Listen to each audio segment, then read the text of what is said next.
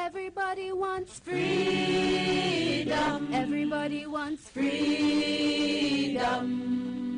Freedom of thought. Freedom to talk. Everybody wants freedom. Everybody wants freedom. Freedom of speech. Freedom to teach. Good evening, viewers, and welcome once again to another edition of the program, The Rights of the People, brought to you every second, third, and fourth Friday of the month on SVG TV, Channel 9, by the Thusian Institute for Religious Liberty. This is a non-profit, non-governmental human rights education services provider with a special emphasis on education on the right to religious liberty. Let us start with a word of prayer. Loving Father in heaven, we thank you for the opportunity to speak the truth to the people concerning their religious liberty. Help them to know the truth and nothing but the truth. In Jesus' holy name, amen. And now, my dear people, in this evening's broadcast, we wish to continue our discussion on global attacks on rights and freedoms. But before we do so, let me remind you of how you may contact the Thusian Institute for Religious Liberty. You may log on to our website. The address is www.firstfreedomthink.com. Or you may send an email to TIRLSVG, that's TIRLSVG, at firstfreedomthink.com. If you wish to call us, you may do so by dialing telephone number 528-1015 or 432-5268. I'll repeat the information at the end of the program for your assistance. And now, in this evening's broadcast, as we continue our discussion from our last program, we want to look particularly at global attacks on religious liberty. In our last program, we started looking at the Universal Declaration of Human Responsibilities, which an organization called the Interaction Council of the United Nations, a body that was established in 1983, they have drafted something called the Universal Declaration of Human Responsibilities. It was drafted in 1997. And recently we learned right here in St. Vincent and the Grenadines through a media release that our Prime Minister is thinking of sending former Prime Minister James Mitchell to the United Nations to, along with the ambassador to the UN for St. Vincent and the Grenadines, Camilo Gonzalez, to discuss the adoption of this new declaration, the Universal Declaration of Human Responsibilities.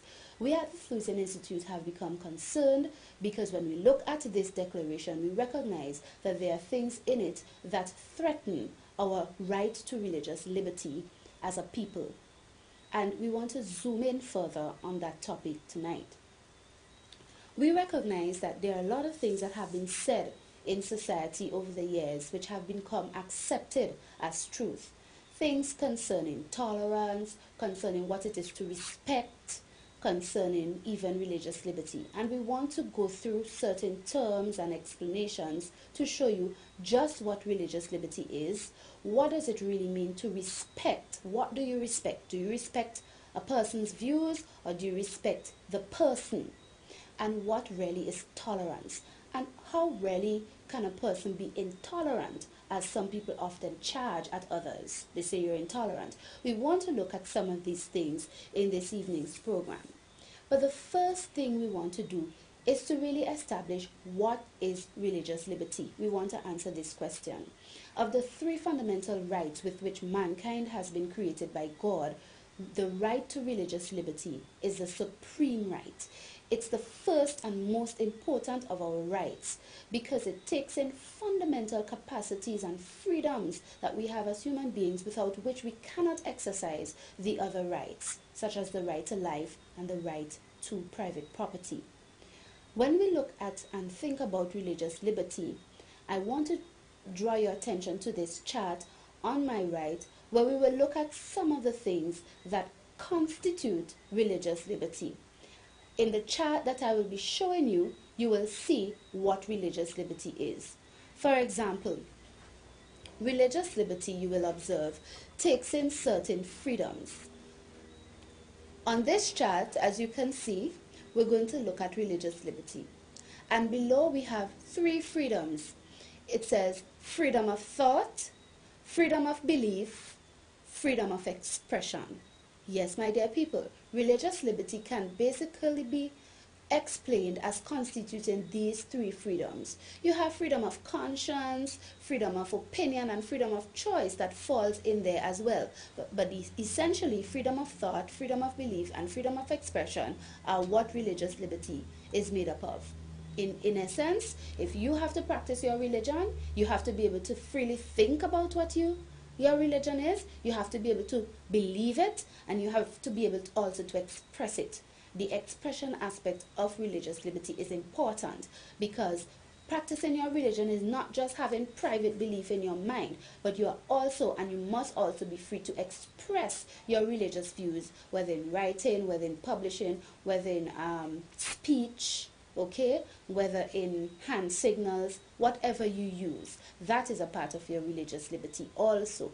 But when we look at freedom of expression, when we look at that aspect of religious liberty, freedom of expression, we want to look at that specifically because it is a very important aspect of it. What really does freedom of expression entail? What does it take in? Freedom of expression takes in the freedom to agree, freedom to disagree, and the freedom to be neutral. Some people say, oh, well, I'm neither here nor there, I'm neutral. That's their freedom. Freedom to agree, freedom to disagree, freedom to be neutral. It is very important that we understand that freedom of expression takes in these 3. Some people tend to believe that when you're free to express, you must not disagree with them. That is rubbish. That is not right at all, because it is natural that in your freedom of expression, in your natural expression, there will be things you don't agree with, and so you have the freedom to disagree. It's a natural part of freedom of expression. But let's look even further. When a person expresses themselves, their speech, their expression can take on 2 patterns, or one of 2 patterns. They may either have what you call the commendation, or they have freedom to commend something. In other words, to say something positive about it, to say they like it, etc. Or they also have, believe it or not, the freedom to criticize. Yes, my dear people, believe it or not, freedom to criticize or freedom of criticism is one of the patterns of expression or free expression. It is a natural pattern of free expression, because when you express things, you do not always say things that are in favor of something else. You may express things that are opposed to or that are critical of other things. This is a natural pattern of free expression and free speech in a sinful world, in a world where everybody does not agree with the same things.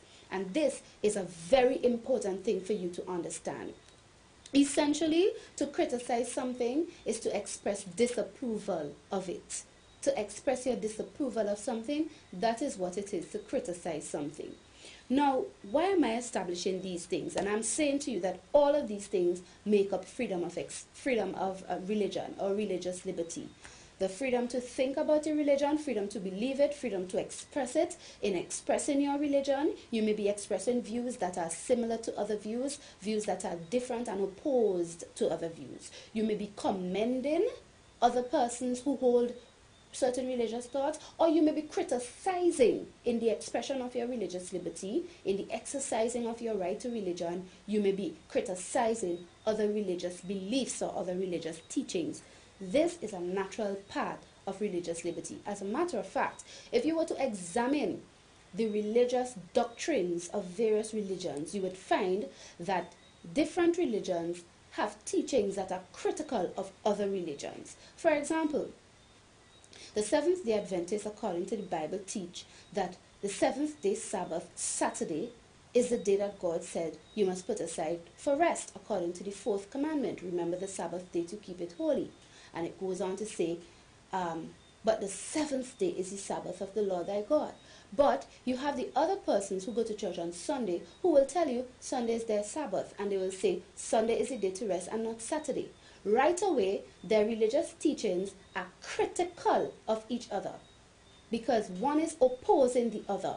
That is natural. That happens here. And we have people who believe differently on the question of the Sabbath. Another example, you have, for example, the Watchtower Society, or the Jehovah's Witnesses as they call themselves. They teach that Jesus Christ is not God. He is not the same one and the same as the Father. They say he is a God.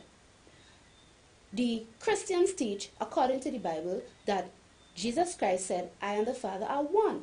Jesus Christ is the same divine nature dwelling in the temple of flesh. Right there, those are two conflicting religious teachings. So you cannot run away from the fact that even in religion, criticism takes place, and it forms the foundation of the belief systems of different religious groups. All we are saying here at the Susan Institute for Religious Liberty is that you have the liberty to believe what you believe and to preach it, just as long as you do not infringe upon the right of another individual to believe what they believe and to practice their beliefs. In other words, as long as in practicing and preaching your religious teaching, you do not hinder in any way another person from practicing and believing their religious teachings, then you have all freedom to preach and teach and practice what you preach and teach and what you practice. You have all liberty to do so, and to do so legitimately. Whether or not people agree with you, whether or not they accept your view, the point is, it is your religious liberty to express your religious views, and in so doing, to criticize the religious views of others. All of that is a part of religious liberty. Now, why am I taking the pains, as it were, and the time to explain this in such detail? You see, when we come to the Universal Declaration of Human Responsibilities, we find in there this sense of mandating or obligating people to what they call respect others' religious principles and thoughts. And we want to examine that a bit deeper than what we would have done last week, for example. But as we're on the question of religious liberty expression and so on, I want us to address the issue of tolerance and intolerance. You see, because when people utilize their freedom of expression to criticize religious doctrine, many times they are charged with intolerance. Somebody says to you, oh, you're being intolerant. You need to be tolerant. You need to have tolerance. What really are they saying? If all you do is express your religious belief, and in so doing, you are critical of another religious teaching that someone else holds, that is not a negative and illegitimate or unlawful thing.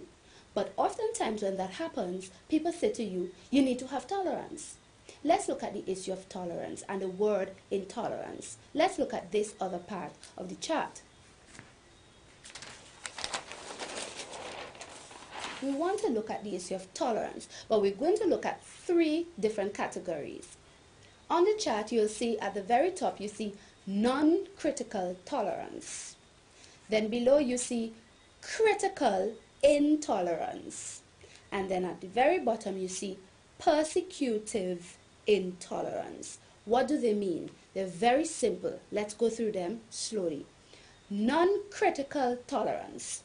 What I want to say to you is that whenever people charge a person who is only criticizing another view, when they say you need tolerance, or they say you're too intolerant, what they are really saying to the individual is that they must have non-critical tolerance. What does that really mean? They are telling you, when they tell you you need to be tolerant, they're telling you essentially, do not criticize. That's what they're saying. That's why we call it non-critical tolerance. They're saying, do not criticize my view. They're saying, shut up or stay silent. Just don't say anything. Keep your view to yourself. Have you ever heard that? That's what they're saying. And they're also saying, in some cases, some people are saying, you should learn to accept or agree with what they're saying. That's what they want. And that is really non-critical tolerance. So when they say to you, you need to be tolerant, they are essentially saying you need to leave them to say what they're saying, leave them to carry on with what they're carrying on with, and don't be critical about it. But I say to you, my dear people, that that is a very unnatural kind of expectation of people. In a sinful world, you will always have what you call critical intolerance, which is the next category we're coming to. But before we go there, I want to say that In a sinful world where you have wrong taking place, people always criticize. And in fact, it is a good thing for people to criticize wrong that is taking place.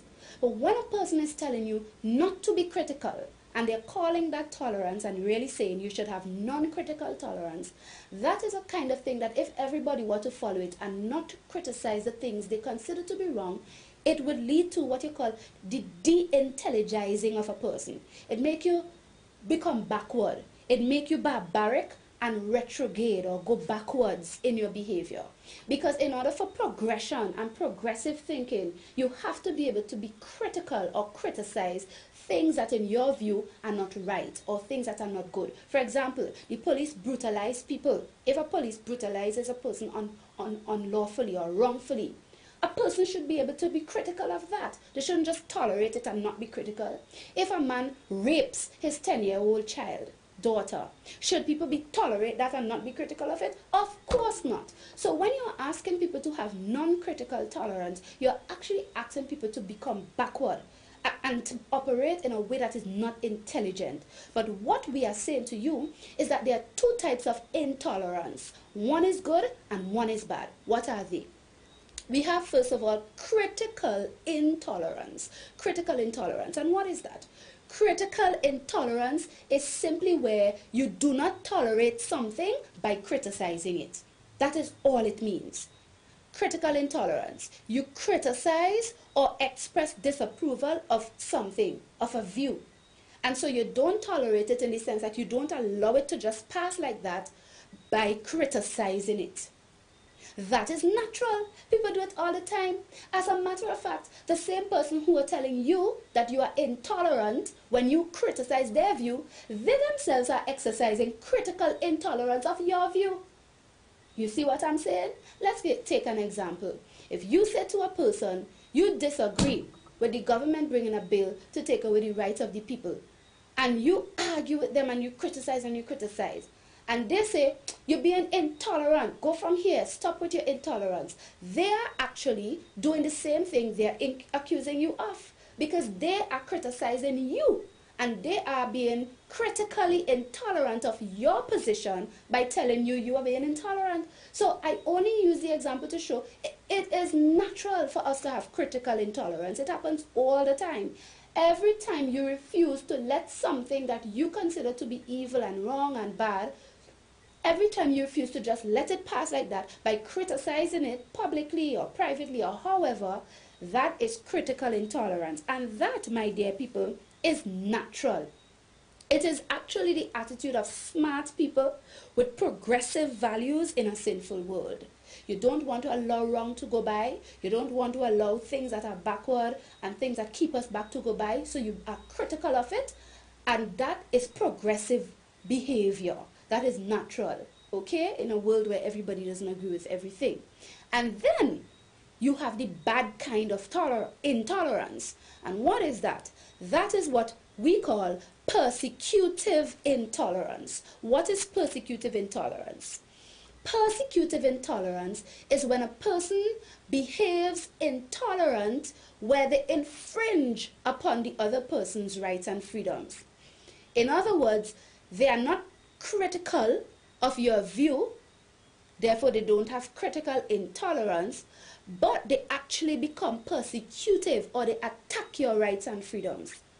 Let's see some examples. For example, you have a view, you're airing it and so on. Another person, in reaction to your view which they don't like, they begin to slander or libel. They tell lies on you. That is persecutive intolerance, because in telling lies on you, they are infringing upon your right to life. When you lie against people, it can cause them their life. Misrepresentation of their character can lead them to get into trouble. So that is a form of persecutive intolerance. Here's another one. Violence to the person. So you don't like their view and you run upon them and box them down, or a group of people rush upon them and beat them up because they don't like the things they are saying. Violence to the person. That is a form of persecutive intolerance. That is anti-right behavior. Here's another one. You close up the avenues for expression. For example, Let's say a government shuts down a newspaper because it doesn't like the views the newspaper is expressing. That is an anti-right behavior. That is a form of persecutive intolerance because you're denying the newspaper the freedom of the press by closing down its operations. That's just an example. Here's another one. Seek government legislation against free expression. In other words, you have a group, let's say there's a small group in, and they're saying things that people don't like, and a set of people gang up together and put pressure upon the government to pass a law to shut up that group or to stop them from operating in society. That is a form of persecutive intolerance because they are asking the government to pass a law to take away some form of freedom of expression of the particular group in question, according to the example. That is what persecutive intolerance is about. It is when you allow your intolerance to turn into anti-rights behavior by persecuting the person, by denying them their rights and freedoms and hindering the free expression and the free exercise of their rights and freedoms. That's different from critical intolerance. Why did we go through all of this? What do we want to see in the next 10 minutes or so in this program? We want to see that when the Universal Declaration of Human Responsibilities dares to tell people that they must have respect for others' thoughts or religious principles, they are in fact asking you not to criticize religious views, and they are in fact asking you to give up your own religious views or to accept other religious views that you may disagree with as well along with your own. That's essentially what they're asking you to do, and that we don't have an obligation to do, my dear people. That is not a responsibility of the human being. The responsibilities or obligations or duties that we have are already wrapped up in our rights. Remember, we showed you from Exodus chapter 20 in the Bible that God gave us our rights and they are enshrined in the 10 Commandments.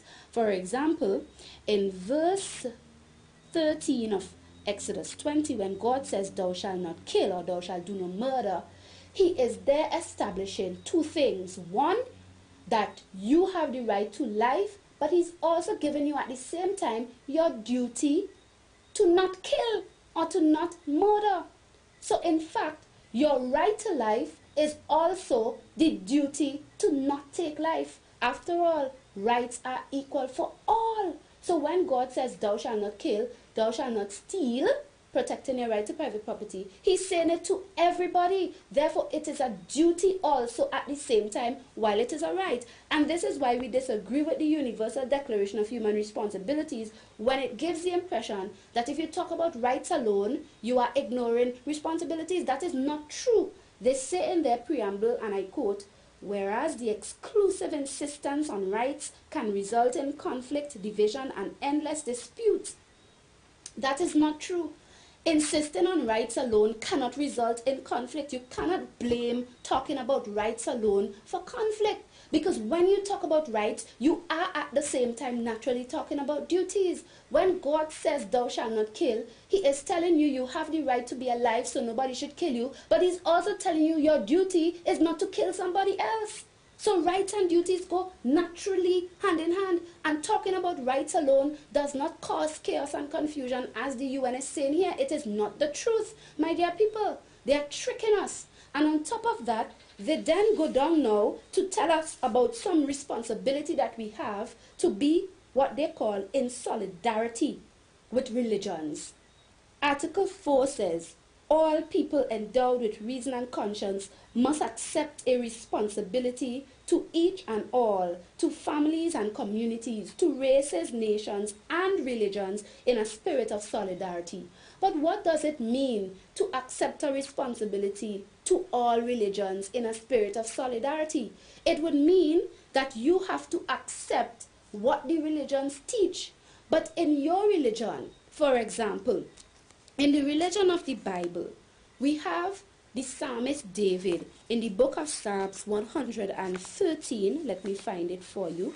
I want to show you how God himself did not accept all religions. He said his was the only true one, and he did not accept all religions. In Psalm 113, and I'm reading a few verses here, we have the Bible, not Psalm 113. Let me find the correct verse. Psalm 115, we have God talking about how the idols that people make are not good. And he mocks them through David. Verse 4, their idols are silver and gold, the work of men's hands. They have mouths, but they speak not. Eyes have they, but they see not. They have ears, but they hear not. Noses have they, but they smell not. They have hands, but they handle not. Feet have they, but they walk not. Neither speak they through their throat. They that make them are like unto them. So is everyone that trusteth in them. God essentially ridicules idolatry here, saying that the people who make these things are like unto them, deaf, dumb, blind, because they make these things with eyes, ears, nose, mouth, but they can't see, hear, speak, nor anything like that. And God says, you're foolish. Essentially, they that make them are like unto them. What is God doing here? Is God speaking in solidarity with a religion that teaches idolatry? Of course not. And yet the UN is saying that everybody has a responsibility to be in a spirit of solidarity with all religions. That is not right. That is not a duty under religious liberty. You are free to disagree with some religions, with all other religions apart from your own, if you choose to. That's your freedom. Nobody should try to put some sort of responsibility upon you to agree and accept and be in solidarity with a religion that you don't agree with. And mind you, we are not saying you shouldn't respect the right and freedom of the individual to hold their religious views. Yes, you respect the person. As the French philosopher Voltaire once said, I may disagree with what you say, but I will fight to the death for your right to say it. So he's showing you have a duty to respect the person's right to say what they have to say, but you don't have any kind of responsibility to agree with them, to accept their view. You may disagree with their view if you choose to. You respect the person's rights. You don't have to respect the view or the teaching or the belief of the individual. And when we come in our next program, we could go in further to show what it means to respect something. But when you really think about it religion-wise, you realize that even in the Bible, the God himself shows that he does not respect false religion. Look at Psalm 119, verse 104. Here's what David said as we wrap up. Psalm 119, verse 104. He said, through thy precepts or thy commandments, I get understanding. Therefore, I hate every false way. End of quote. Here is the psalmist David, the king, saying in the scriptures that he gets understanding from the commandments, and therefore, as a result, he hates every false way. So let us say there's a religion that's teaching him to break the commandments, the precepts of God, like teaching him to bow down to images. He says, I get understanding from God's commandments, God's precepts that says don't bow. So I hate the false ways. David is saying he does not respect or accept or agree with the teachings of these false religions. Okay? And he says, in fact, he hates them. That is legitimate. That is acceptable. Because he loves his religion that teaches him the true ways of God in the commandments, which in this case, he must not bow down to false gods, to idols. My dear people, our time is coming to a close. But I hope you are understanding what we are saying here. Remember, the God of heaven gave us rights and freedom so we could worship him. Whenever there are rules and laws that seek in any way to manage that right, to try to, as it were now, tell you what your religious liberty constitutes of, to try to make you, in fact, accept other views that you don't agree with, views that, according to your conscience, that God is speaking to, are wrong. When there are rules and laws and principles of men put down in documents like a declaration of responsibilities, telling you to accept all other religions, telling you to respect religious views that you may not agree with, that is against what God has put forward, because God is the one who has the right only to dictate to your conscience and to judge over you and to reveal things to you. And you ought to remain free to believe according to your conscience and to practice your beliefs according to your consciences, and not to feel that there's some sort of responsibility or obligation to accept views and teachings of religions that you don't agree with. We've come to the end.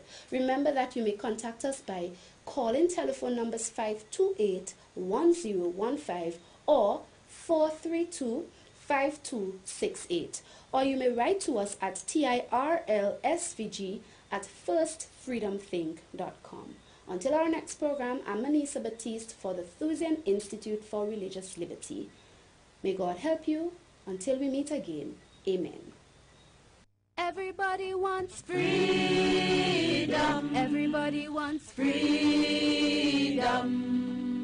Freedom of thought. Freedom to talk. Everybody wants freedom. Everybody wants freedom. Freedom of speech. Freedom to teach.